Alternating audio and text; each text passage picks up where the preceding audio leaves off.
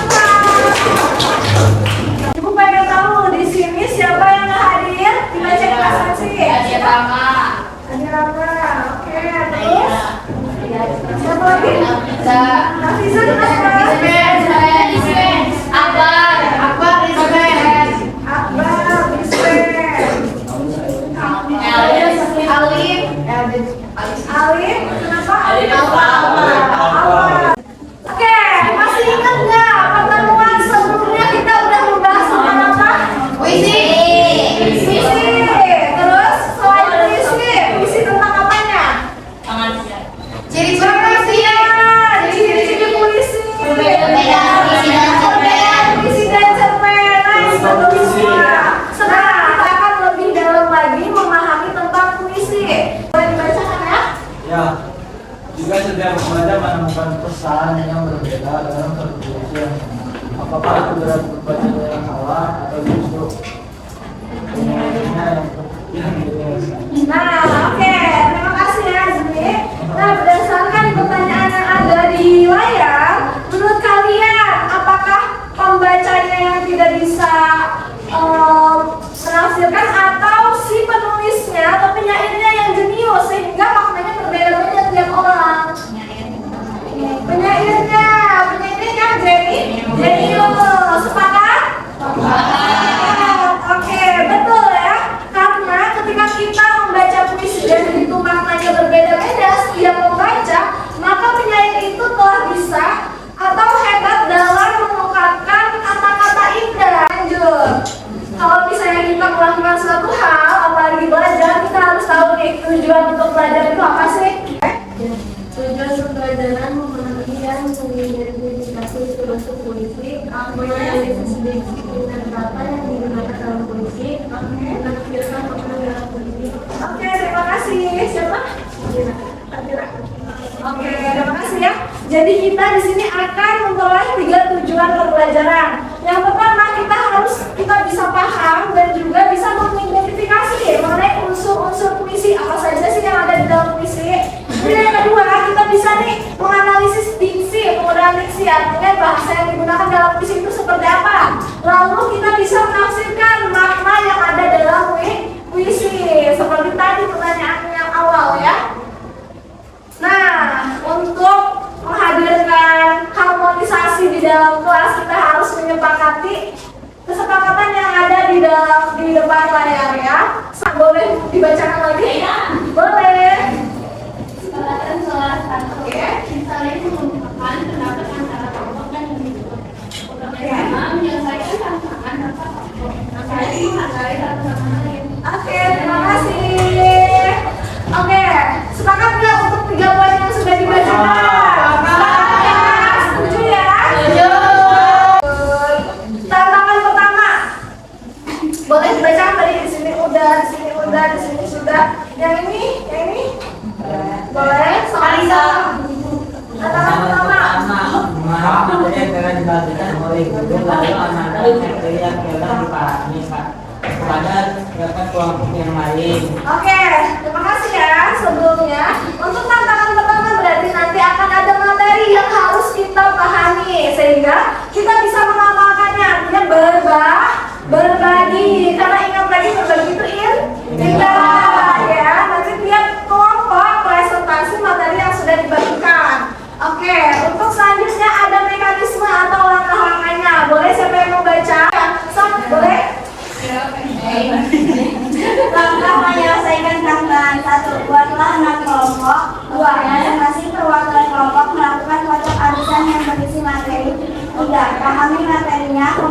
menggunakan bahasa sendiri kepada kelompok lainnya.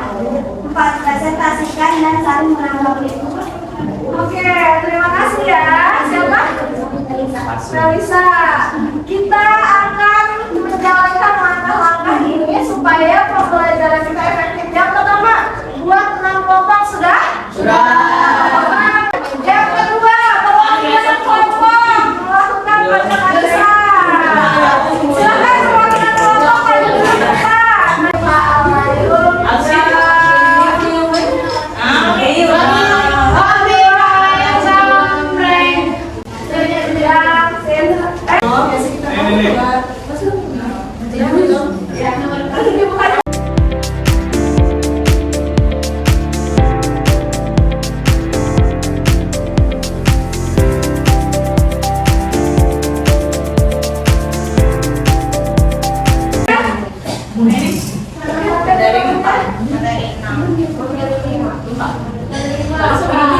Oke, yang materi 5, 4, sama 6, semuanya ada habis? Nah, oke.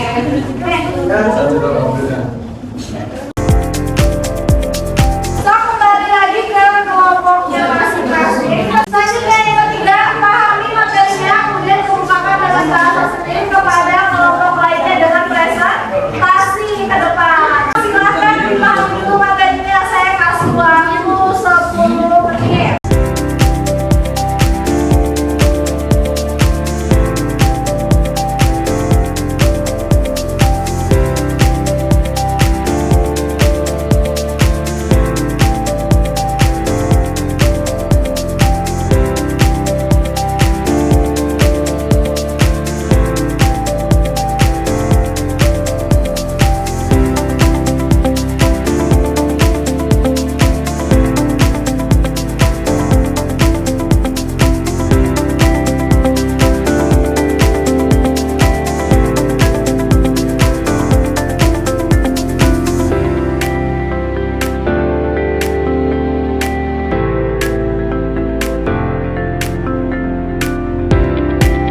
Oke, boleh maju kelompok 1 dulu. Silahkan untuk mempresentasikannya. Assalamualaikum warahmatullahi wabarakatuh. Waalaikumsalam warahmatullahi wabarakatuh. Jadi kami dari kelompok 1 akan menjelaskan tentang cara menafsirkan makna. Jadi yang pertama yaitu ada cara menafsirkan makna tersurat. Nah, makna tersurat itu adalah makna yang dilihat dari kata-katanya langsung. Nah, kalau kalian mau tahu caranya, nah yang pertama itu kalian tinggal dilihat aja paragrafnya dan di situ kalian bisa langsung tahu maknanya dari kata-katanya. Lalu yang kedua ada makna tersirat. Yang kedua adalah makna tersirat. Makna tersirat biasanya ditandai oleh simbol, majas, dan diksi. Biasanya untuk alat untuk penyair. Penyair ini sebagai puisi untuk kehidupan kayak sehari-hari gitu. Contoh tersirat surat tersiratnya adalah matahari terbenam. Ini memaknakan bahwa kita suatu hari nanti akan meninggal atau dari masa tua nanti.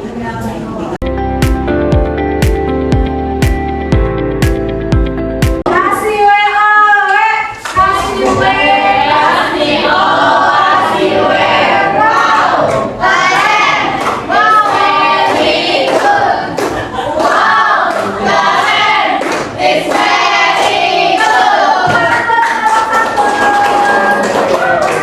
Ada yang ingin bertanya atau menanggapi? Stop dari kelompok benar. Boleh kelompok 2 ya.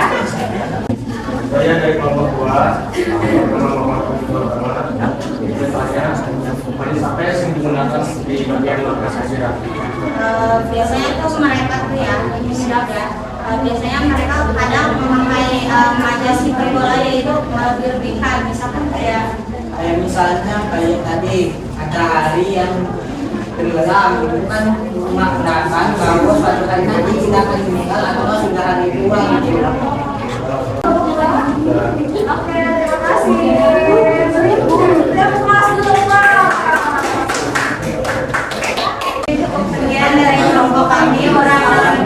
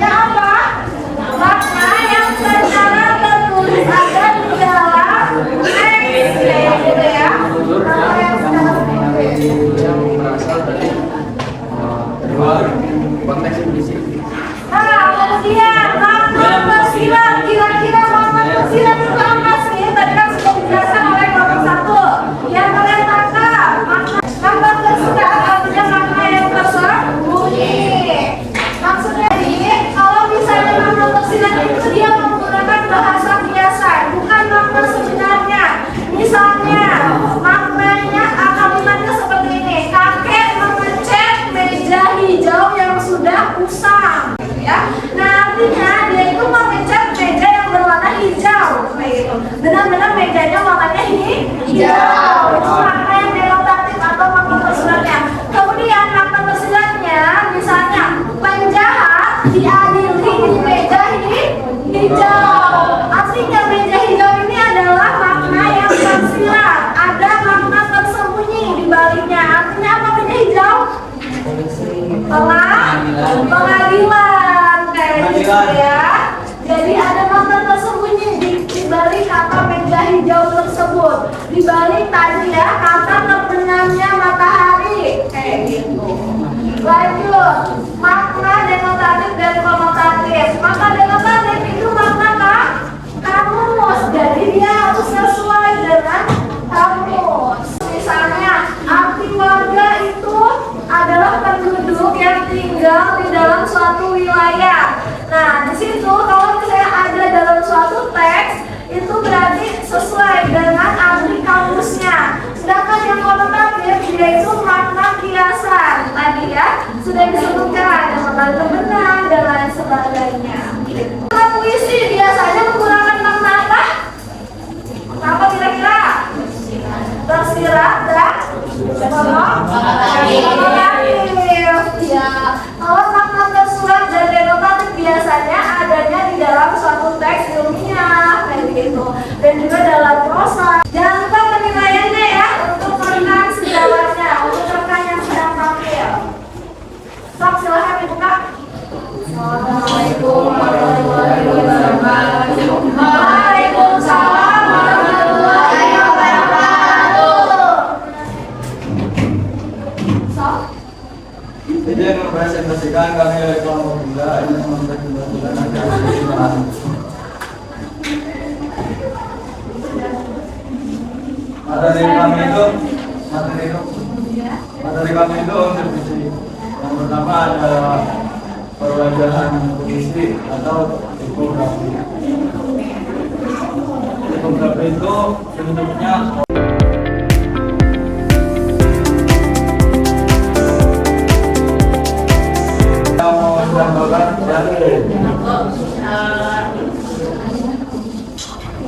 Karena nama Anissa dari kelompok 2, aku ingin bertanya apa itu fisik tipografi, pengertiannya secara bahasa Anda, terus contohnya itu kayak gimana? Fisik dalam puisi adalah untuk membangun puisi yang tampak secara visual. Tipografi Tipografi itu bentuk format suatu puisi seperti pengaturan baris, pengaturan ketikangan itu. Oke, kemudian nih saya tambahkan ya, contohnya itu ada di puisinya Sutardi Nazmulahi mengenai tragedi Linta dan Sika. Seperti ini contoh tipografi ya. Jadi ada bentuknya zigzag kayak gini. Nah, ada juga yang bentuknya ngolok tapi bukan karya Sutardi. Jadi tipografi itu berkaitan dengan pewajahan puisi, bagaimana tampilan puisi yang kita lihat itu membentuk apa kayak gitu. Bisa membentuk zigzag, bisa membentuk segitiga, bisa membentuk ngolok dan lain sebagainya.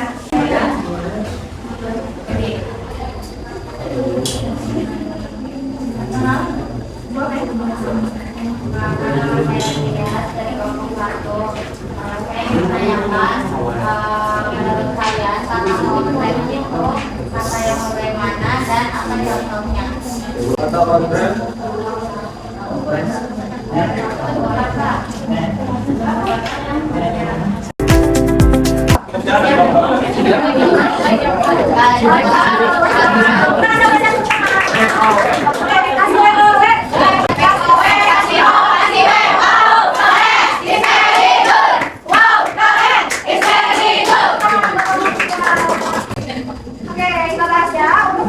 itu terkait pewajahan fisik, tampilan fisik secara real dalam puisi itu.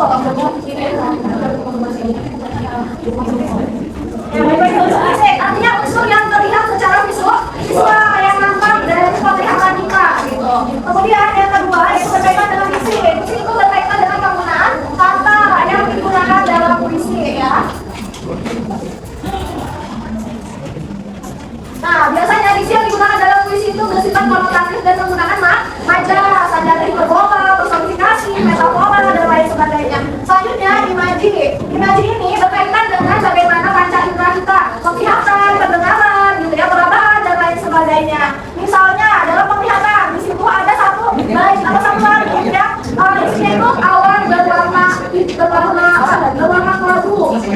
Jadi ada kaitan dengan warna awan kelabu menghampiri hatiku, kayak gitu. Nah itu berkaitan dengan panca indera. Selanjutnya kata konkret. Kata konkret artinya apa? Kata yang sesuai dengan kenyataan, sesuai dengan realita. Misalnya katanya di situ adalah dia sedingin salju. Artinya dia itu sifatnya itu dingin, atau misalnya sifatnya itu tidak suka bersosialisasi dan lain sebagainya, kayak gitu ya. Ini kata konkret. Gaya bahasa itu adalah bahasa yang digunakan dalam puisi ya. Tadi terkaitan dengan apa? Dengan majas, kayak gitu. Lalu rima itu apa rima? Rima berkaitan dengan kata akhir dalam sebuah puisi. Misalnya di sini ada puisinya si Saiful Anwar. Dia itu memiliki rima apa? Kalau sampai waktu mau tak seorang pun akan merayu, tak akan tidak juga kau, tak perlu sebelum sedariku. Nah itu semua. Nah, itu berkaitan dengan rima. Sudah paham? Ada yang mau bertanya? Assalamualaikum warahmatullahi wabarakatuh. Waalaikumsalam warahmatullahi wabarakatuh. Oke, dari Bapak kami tentang unsur eksistensi. Jadi apa itu unsur eksistensi? Jadi unsur eksistensi ini adalah bisa menandai konstruksi yang memengerti keadaan sebagai variasi. Lalu di sini unsur eksistensi ini terbagi dari 4 aspek. Pertama ada aspek visualis, aspek psikologis, aspek filsafat, dan aspek religius.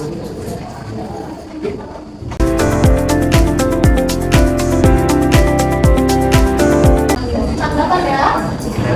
Menurut saya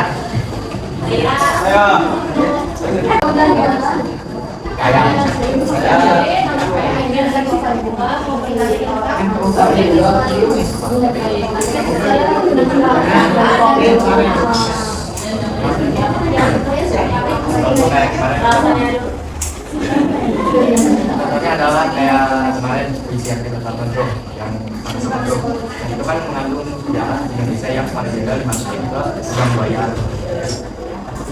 Dia 30 PKP, cuma mengandung sejarah Indonesia. Jadi kelompok kami mohon maaf bila Assalamualaikum warahmatullahi wabarakatuh.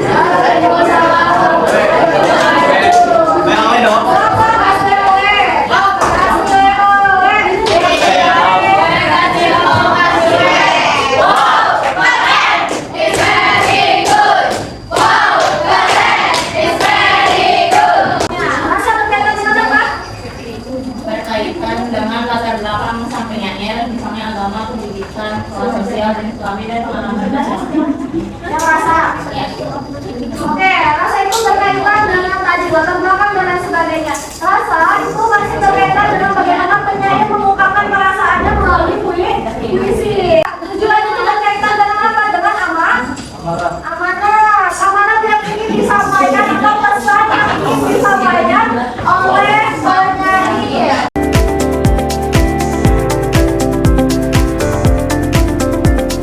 Lanjut, ya. Tantangan kedua, tulis penggunaan majas. Soal itu yang mana? Boleh? Kelompok 2? Apa yang mana? Tinggal langit tetap. Apa betul?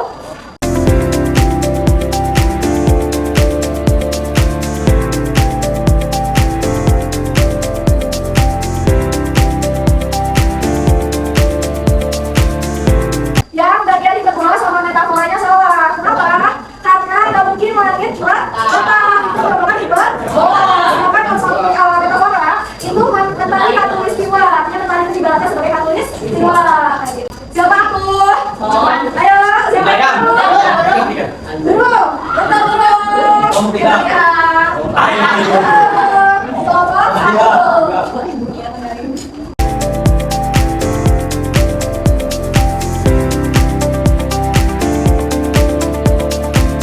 Oke, terima kasih. Jadi dapat kesimpulan ya, kalau STM ini puisi-puisinya itu tajam, dia mengkritik pemerintahan dan lain sebagainya. Mungkin dari kalian ada juga yang penulis STM di sini ya. Selanjutnya, kita dikasih unsur-unsur puisi ya. Tadi analisis kira-kira apa saja ya unsur yang ada dalam puisi ini. Secara fisik berarti ya. Apa saja kira-kira apa? Tipografi. Tipografi itu ada? Lima. Oke, betul.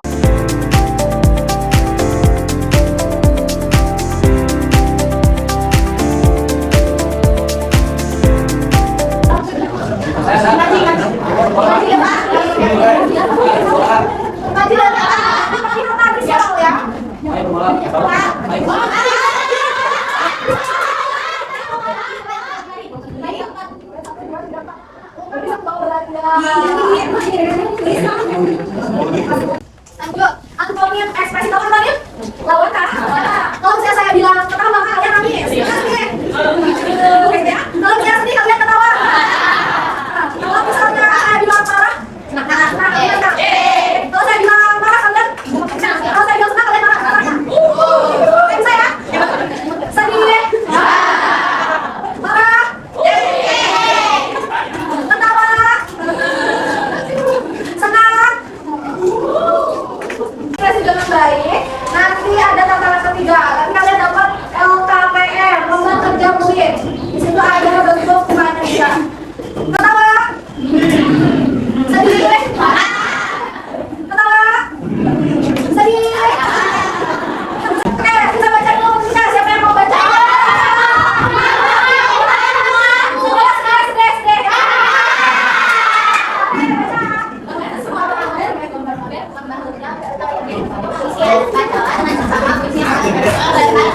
Melakukan identifikasi berupa puisi, penggunaan siswa, penggunaan diksi pada puisi, tafsirkan atau artikel makna yang ada di dalam puisi, presentasikan hasilnya di depan kelas. Oke, terima kasih nomor 1. Lanjut di sini. Jadi tentunya ada 5. Yang pertama kita harus membaca puisi nanti yang lengkap. Yang kedua kita identifikasi sama seperti yang tadi yang kita lakukan, maksudnya kan?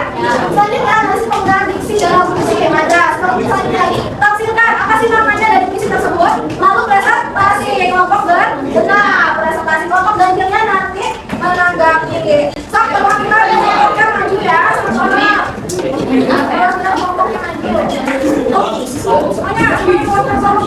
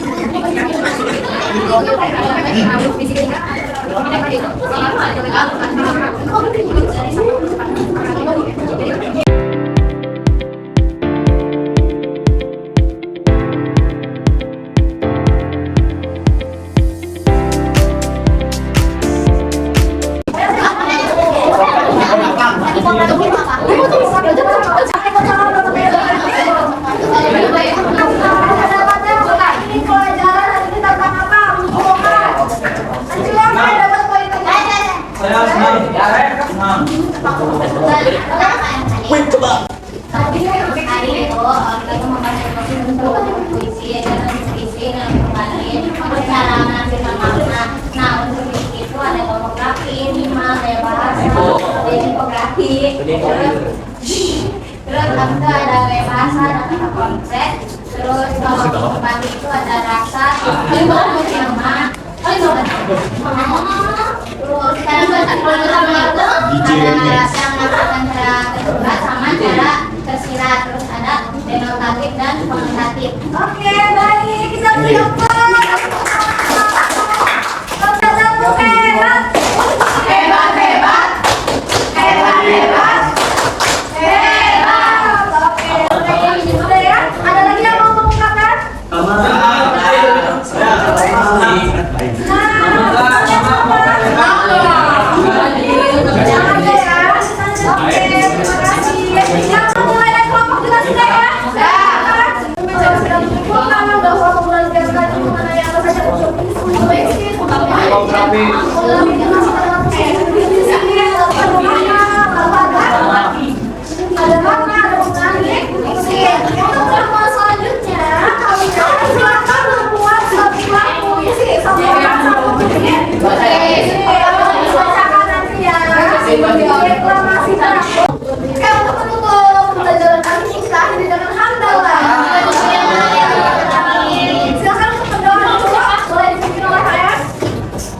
Duduk sudah. Sebelum mengakhiri pembelajaran, baiknya kita berdoa terlebih dahulu. Doa dimulai.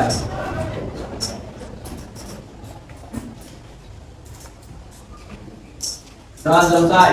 Ucapkan salam dan terima kasih. Assalamualaikum.